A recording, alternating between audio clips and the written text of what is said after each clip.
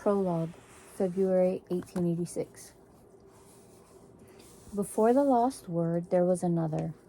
It arrived at the scriptorium in a second-hand envelope, the old address crossed out and Dr. Murray, Sunnyside, Oxford, written in its place. It was Da's job to open the post and mine to sit on his lap, like a queen on her throne, and help him ease each word out of its folded cradle. He'd tell me what pile to put it on, and sometimes he'd pause, cover my hand with his, and guide my finger up and down and around the letters, sounding them into my ear. He'd say the word and I would echo it. Then he'd tell me what it meant.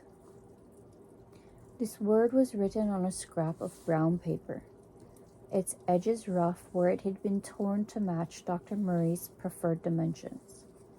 Da paused, and I readied myself to learn it. But his hand didn't cover mine, and when I turned to hurry him, the look on his face made me stop.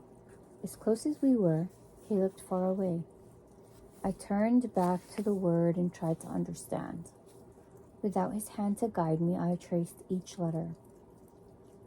"What does it say?" I asked. "Lily," he said. "Like Mama?" "Like Mama."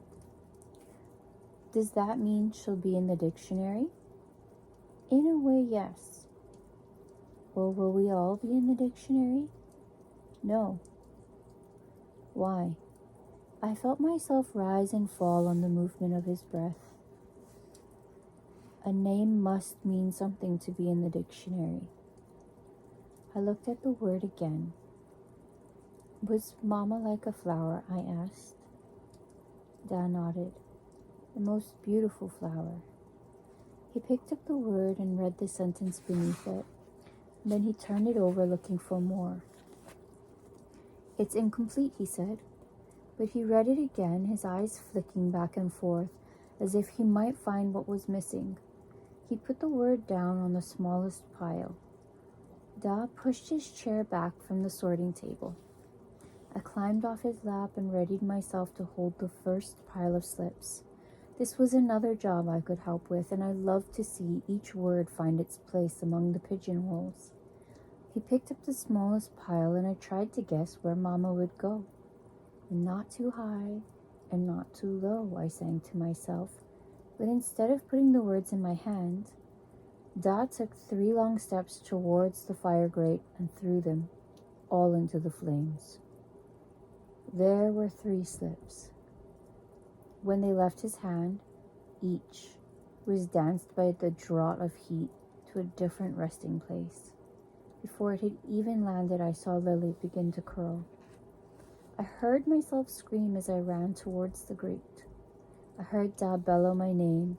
The slip was writhing. I reached in to rescue it, even as the brown paper charred and the letters written on it turned to shadows. And I thought I might hold it like an oak leaf, faded in winter crisp. But when I wrapped my fingers around the word, it shattered.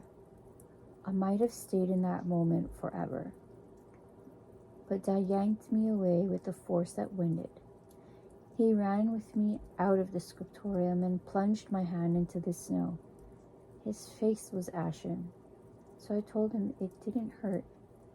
But when I unfurled my hand, the blackened shards of the word were stuck to my melted skin. Some words are more important than others. I learned this growing up in the scriptorium, but it took me a long time to understand why. Part 1. May 1887. Scriptorium. It sounds as if it might have been a grand building where the lightest footstep would echo between marble floor and gilded dome, but it was just a shed in the back garden of a house in Oxford. Instead of storing shovels and rakes, the shed stored words. Every word in the English language was written on a slip of paper the size of a postcard.